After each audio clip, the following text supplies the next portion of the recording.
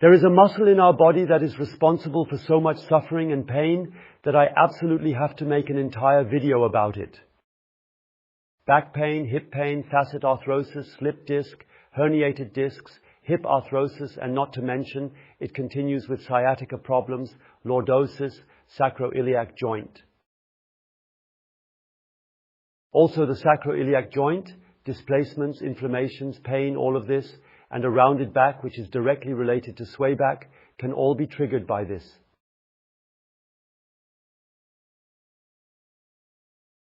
I am Roland Liebscher Bracht, and in this video you will learn how these conditions arise and what you can do to get rid of them if you're affected or to avoid experiencing it altogether. Let's start with the back pain. Back pain radiates from here, down here to there, and it's about hip joint pain here in this whole area, and it's about sacroiliac joint pain, which is more noticeable here, and it's about disc herniations.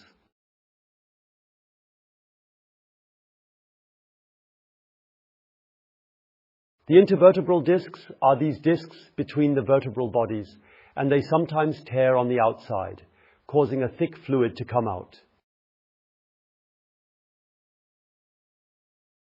And it is assumed that the pressure of this mass on the nerves causes pain, either there or all the way down the legs. We have a different view on that, but that is the conventional explanation on the matter.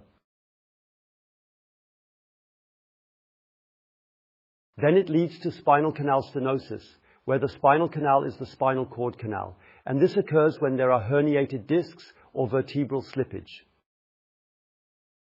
I'll get to that in a moment. This canal becomes partially narrowed and isn't as open as it should be, which is what we refer to as stenosis. Now let's focus on the slipped vertebrae. What happens with a slipped vertebra? It slides into the interior of the body. As if by magic, we will clarify that later. It slides into the body. Often it occurs between L4 and L5, where practically the whole vertebra is pulled in a bit. And it protrudes forward compared to the bone underneath into the body's interior. The facet joint arthritis, now the facet joints are located here, I'll switch to the other side for better visibility, are the joints between the individual vertebrae.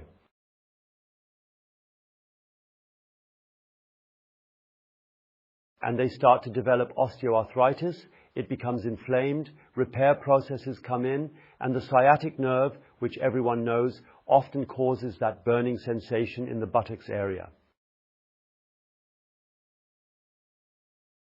When sitting in the car, one can't bear it even for an hour because there is this burning pain there, which also partially pulls the legs down to the foot, yes, and the hollow back. The good old lordosis, that means this curvature here in the lumbar spine area, which is normally present to some extent, but is very exaggerated and much more extreme in many people. And to create a counter curve, the body forms a rounded back. The lumbar spine tilts inward in the direction of lordosis, and then there's an increased kyphosis, which is the bend in the opposite direction that becomes much more pronounced. You'll agree with me, so much damage in the body caused by just one single muscle. But how could it possibly do that? And what are the conditions that make it happen? And now hold on, it's about sitting. Not because sitting is inherently bad, but simply because of the position we take while sitting. The position is 90 degrees, a right angle at the hip, and it's also about walking.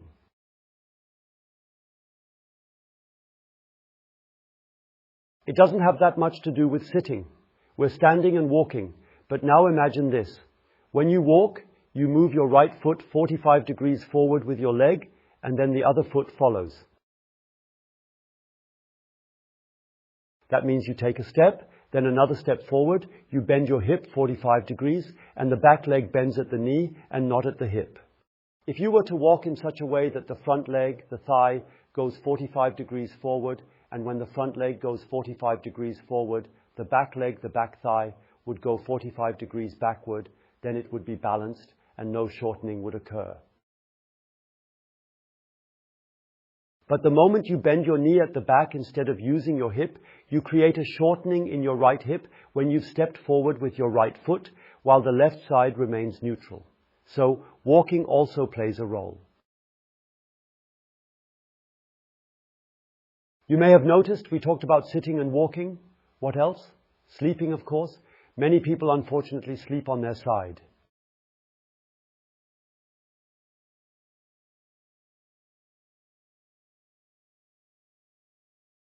And maybe you do too, because most people do this. When you sleep on your side, think about how your hip is positioned. Then you'll realize, oh no, at least one leg is again at a right angle to the hip. You may even sleep in the fetal position with both knees drawn up, meaning that many people transfer their sitting posture during the day to sitting at night in bed in a side-lying position. Yes, and now it's time to reveal the initially asked question, which muscle is it? Some of you may have already realized that it's the hip flexor.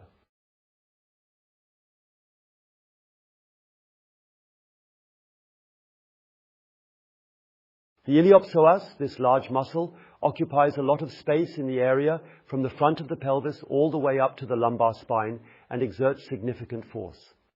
So that you can understand all of this very well now, I need to briefly explain to you where the hip flexor, the iliopsoas, is located. Basically, there are two muscles, the iliacus and the psoas, but they are combined into one because their function is almost identical. Both of these muscles, the entire muscle, are attached to the inner side of the thigh at the point marked by the red dot.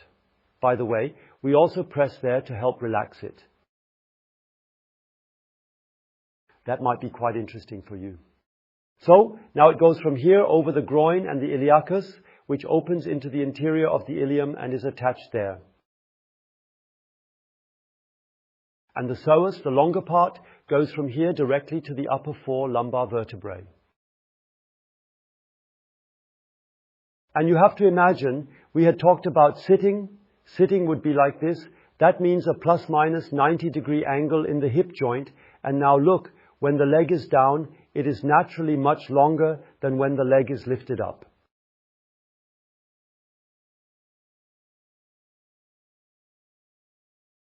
And it's exactly this shortening that causes the muscle to become increasingly tight. When running, the same. When sleeping, in the sitting position, again the same. What exactly happens during shortening? Shortening is a term that's often criticized, but I stick with it because it doesn't mean that someone is using a scalpel to cut the muscle smaller and make it shorter. No, it's about the fact that muscles like those in the arm give in and become shorter. When I stretch my arm, the flexor muscles here give way and lengthen, and when I bend my arm, they shorten and it becomes longer back here. And this movement from one joint to another can be found all over the body, and if you look closely, a muscle is also built from different parts. One part are the fibers that contract, they pull together, that's where the muscle strength comes from, and the other part is the fascia, the connective tissue. A fascial sheath surrounds the entire muscle. Each fiber is surrounded, a bundle of fibers is surrounded, connective tissue is everywhere. And if people now sit in this shortened position frequently or very often and do not compensate for it, then the muscle tends to increase its tensions in a way that it is less willing to lengthen, so less willing to give in.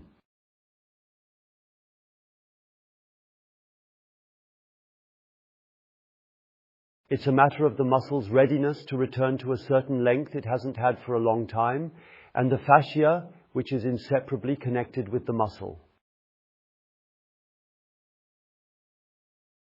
The fascia is, for those of you who still eat meat, the fascia is the white in the meat, which then runs through it. These white areas represent the connective tissue, which can become matted. From fascia research, we know that when muscles aren't stretched to their full length, this matting occurs. But always stay short, so that it then becomes matted and the tissue can give way less and less well, becoming more and more inflexible. One can compare this to a snug wool sweater that is thrown into extremely hot water and afterwards it is scratchy and not flexible at all. The same thing happens in the body. When the iliopsoas doesn't want to lengthen anymore, due to prolonged sitting and not being retrained to lengthen, it becomes resistant to stretching and only gradually gives way.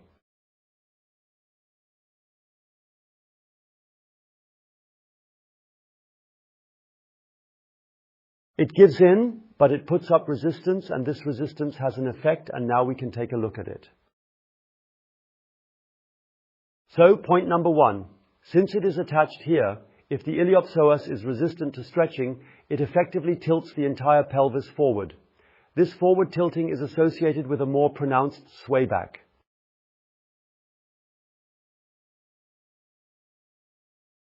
At the same time, the longer part here pulls on the lumbar vertebrae and also pulls into the hollow back again, so there is a double hollow back formation effect. One comes from the pelvic tilt when the pelvis tilts forward.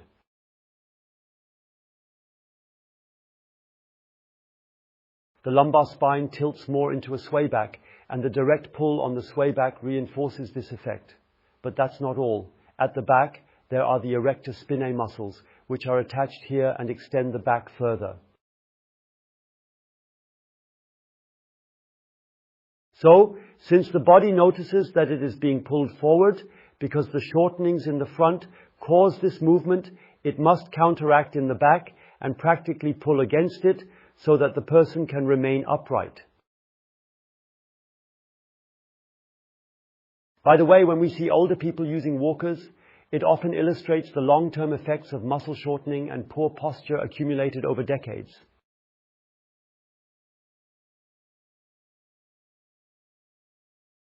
People walk hunched over their walkers with small shuffling steps, which is exactly what I just explained, the forward pull and its effects.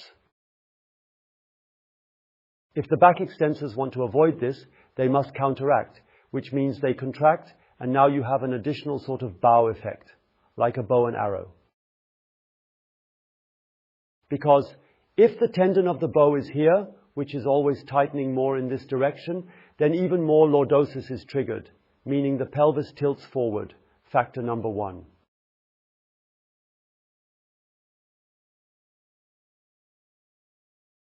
Number two, the psoas directly pulls the lumbar spine into lordosis, and point number three, the body does not know how to help itself, tenses against the back to straighten up, and parallel to this straightening effect, it also tenses the bow here, and the bow curves even more. So 3 reasons for the lordosis, and of course now some bad things arise directly apart from the pain.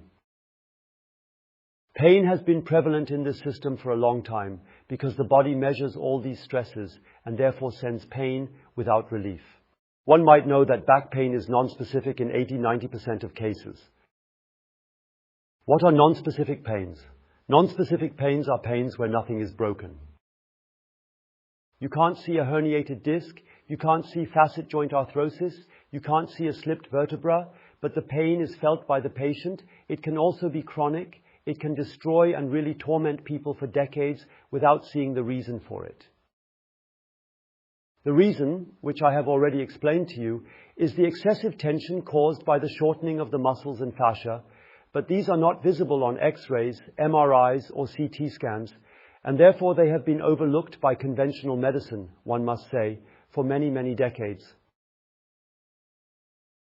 And only in recent years, as we increasingly bring this to light, have more specialists, particularly orthopedic doctors, started to recognize that there are other forces at play in the body that aren't visible in these images.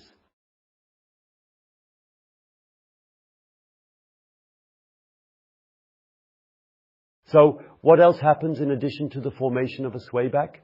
Look, when significant forces are pulling here, and that force isn't acting on the 5th lumbar vertebra. Simply because the muscle no longer attaches there, it is often the case that a spondylolisthesis occurs between L4 and L5, because that is where the jump in tensions occurs. What happens with a slipped vertebra? That the vertebra above or below, seen the other way around, doesn't really matter, slides forward, practically into the interior, and that is of course alarming, because of the spinal canal. The one that is formed right here in the back, of course, will now be moved along, and then there can be bottlenecks, and these bottlenecks are often present without any symptoms, but of course they are not nice. This means that the force of shortening of the hip flexors leads to the sliding vertebrae being pulled in. So it also makes little sense to forcefully push them out again and then fix them with metal.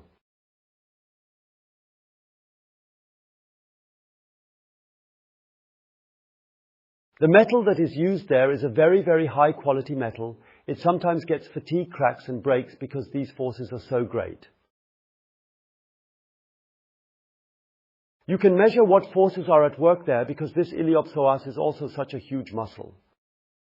Now, we were just in the situation where the back extensors in the back counteract to bring it back forward and balance it out again.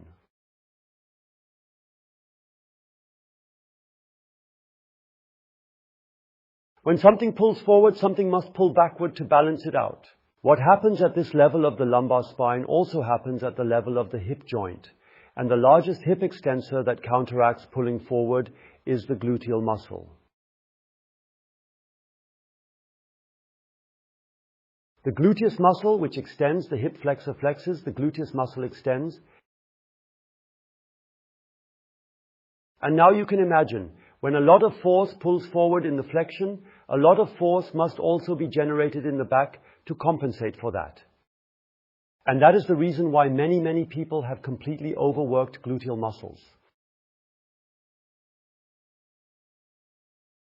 And the sciatic nerve exits here and then travels toward the leg. The sciatic nerve, this nerve, is naturally compressed when the muscles are compressed. Then there is the piriformis gap, where this one small muscle of the piriformis presses against it and then it gets pinched. And that's when this burning sensation appears. Actually, almost never. I have never experienced that the burning came from a herniated disc, but the burning basically comes from the fact that the nerve is compressed here. My explanation is that it is over-acidified, and that causes this burning sensation. And if you also sit on it, it will be even more compressed, and you can easily resolve it by eliminating the excessive tension of the gluteal muscles. But the body cannot get away from it because it is being pulled forward and it has to counteract. Therefore, the gluteal muscle and also the back extensor are usually in a state of tension. When the masseur or masseuse touches there, they have very tense muscles. That is why I say, in such cases, strength training for the muscles, which are already very overworked, is completely counterproductive and does not contribute to improving the situation. But that is a different topic. So, at the same time, the SI joint is located here, which is the joint between the sacrum and ilium. And you can imagine that if there is so much pulling forward and backward everywhere, the forces have to be transferred here as well. That's why it can lead to misalignments in the sacroiliac joint, ISG, resulting in pain and other issues.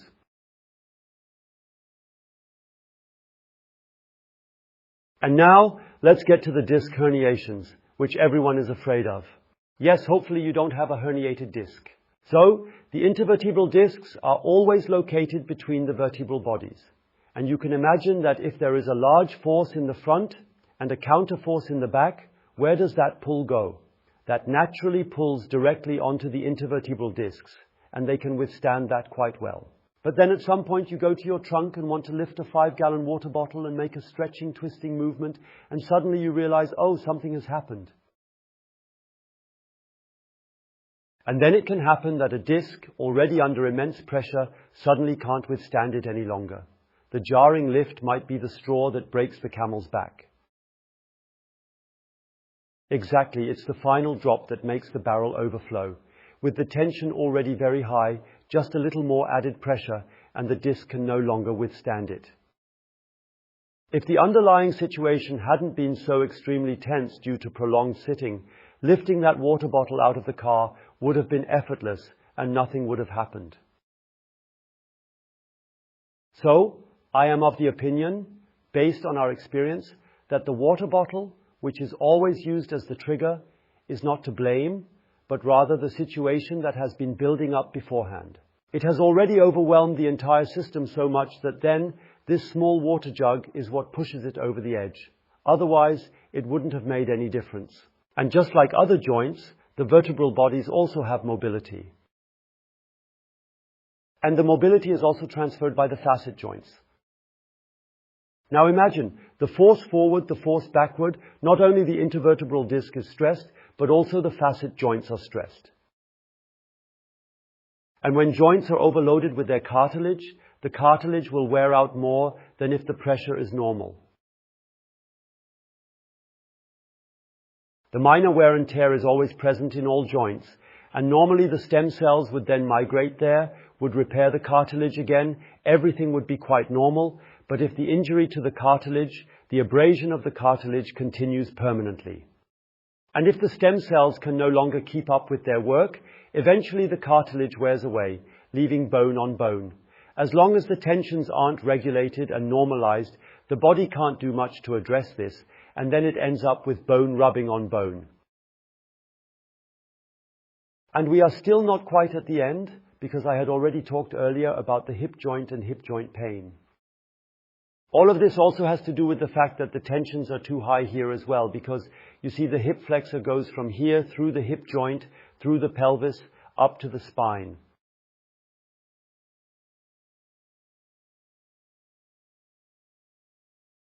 That means the joint is also under tension, and of course also the counter tension, which must be built up, namely the gluteal muscles. And already the two forces ensure that osteoarthritis can also develop in the hip joint.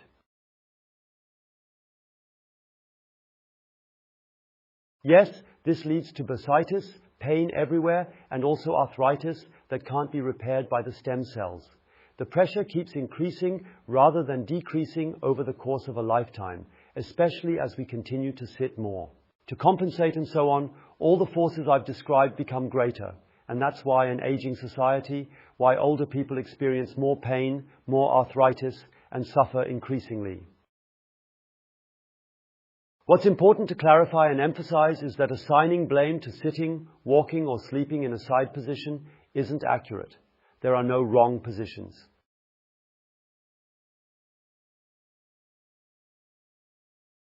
There are also no wrong movements, because everything that evolution or God, depending on the model of thought, has built into the body also works and should be used.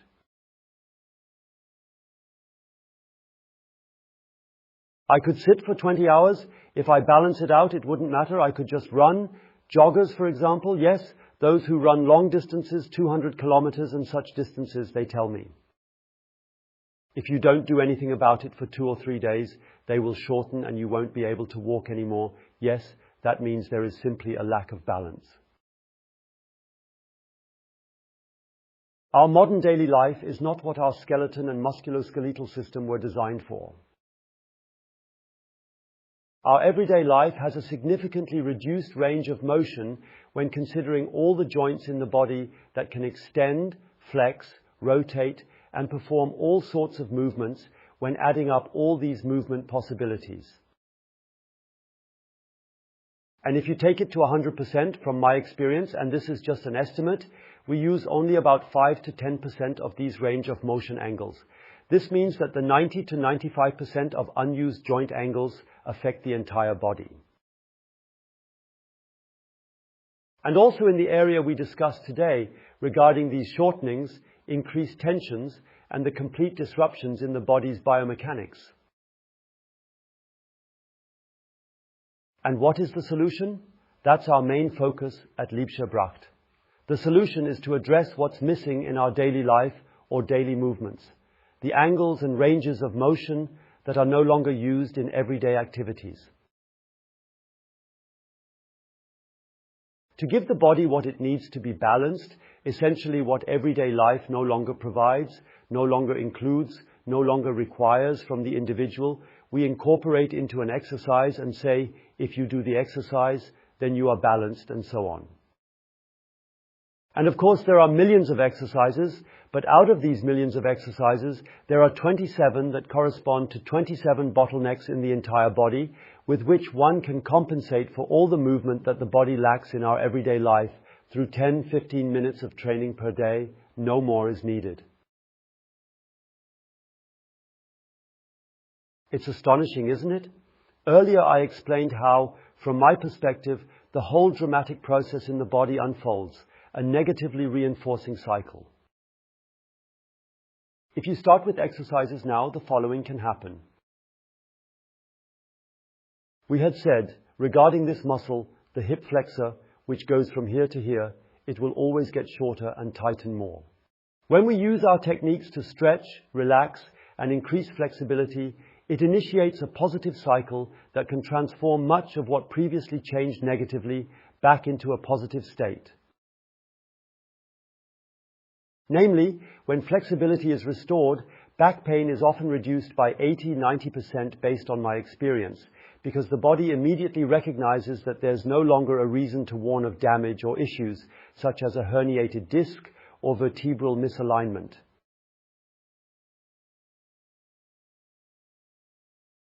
The pain is gone relatively quickly.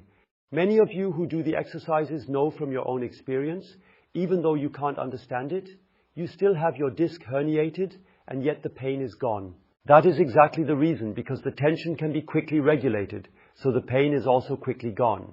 Before a body can repair itself from issues like a slipped disc or herniated disc, it takes much longer and may not always be possible. But for the pain, that is not important at all. That means the whole pulling forward will be brought back to a normal measure, the sway back will improve, the pelvis will realign differently than before, no longer pulled forward, but straight, the load on the facet joints in the back will normalize.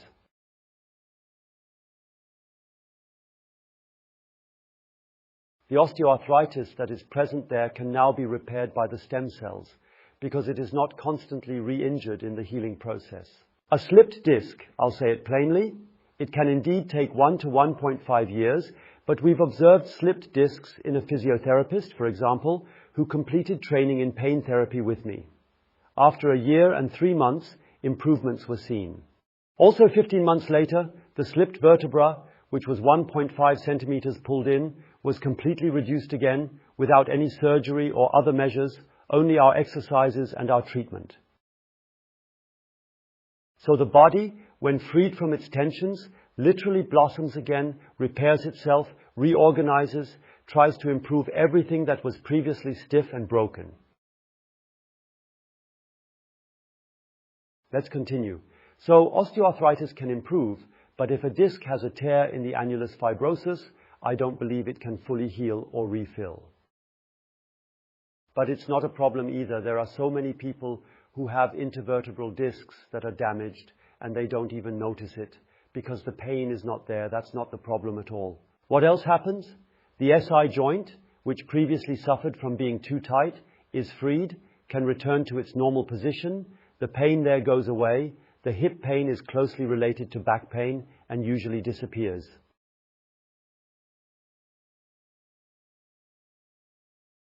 The osteoarthritis in the hip, it can repair itself again. However, we have not observed documented cases in patients with osteoarthritis grade 4 in the hip.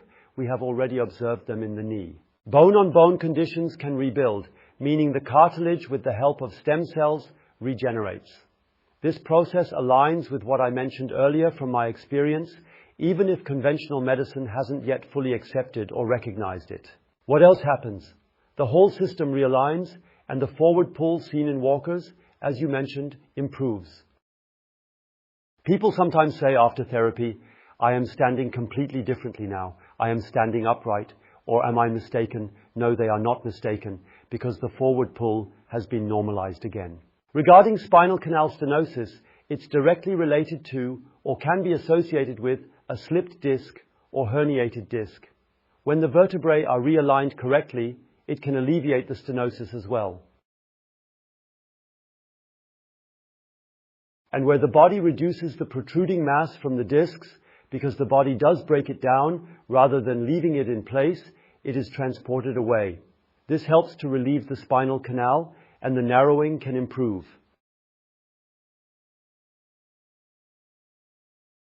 And last but not least, we had talked about the sciatic nerve, sciatica, those pains that go down like that. The burning in the buttocks, we said, was due to the fact that the gluteal muscle is so incredibly tense and therefore compresses the nerve and also compresses the vessels. If the tension is now less from the front, the gluteal muscle does not have to work against it so much, can release the area, so to speak, the nerve can relax, the metabolism in the nerve normalizes again, and the burning sensation disappears like ice in the sun. By the way, I would like to introduce our free back pain guide for download by clicking below the video. There are exercises and descriptions in it. Take a look. It's really well done. Enjoy it. We want people to always feel better. So feel free to check out our channel, where you will find even more videos on a wide variety of topics. Go in there. I think you will be thrilled, and I hope we see each other very often to practice.